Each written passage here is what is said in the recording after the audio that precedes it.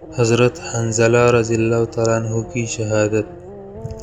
غزوہ احد میں حضرت حنظلہ رضی اللہ تعالیٰ عنہ اول سے شریک نہیں تھے۔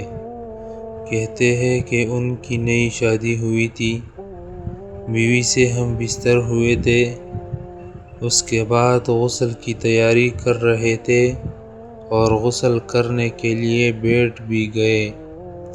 سر کو دھو رہے تھے کہ ایک دم مسلمانوں کی شکست کی آواز کان میں پڑی۔ جس کی تاب نہ لا سکے اس حالت میں تلوار ہاتھ میں لی اور لڑائی کے میدان کی طرف بڑھے چلے گئے اور کفار پر حملہ کیا اور کی طرف برابر بڑھتے چلے گئے۔ اسی حالت میں شہید ہو گئے۔ چونکہ شہید کو اگر جرم بھی نہ ہو تو بغیر غسل دفن کیا جاتا ہے، اس لیے ان کو بھی اس طرح کر دیا گیا۔ مگر حضور اکرم صلی اللہ علیہ وسلم نے دیکھا کہ ملائکہ ان کو غسل دے رہے ہیں۔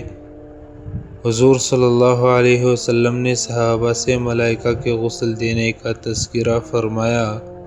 ابو سعید ساعدی رضی اللہ تعالیٰ عنہ کہتے ہیں کہ میں نے حضور صلی اللہ علیہ وسلم کا یہ ارشاد سن کر حنظلہ کو جا کر دیکھا تو ان کے سر سے غسل کا پانی ٹپک رہا تھا۔ حضور اقدس صلی اللہ علیہ وسلم نے واپسی پر تحقیق فرمایا تو ان کے بغیر نہائے جانے کا قصہ معلوم ہوا۔ یہ بھی کمال کی بہادری ہے۔ بہادری آدمی کو اپنے ارادے میں تاخیر کرنا دشوار ہوتا ہے بہادر آدمی کو، اس لیے اتنا انتظار بھی نہیں کیا کہ غسل پورا کر لیتے۔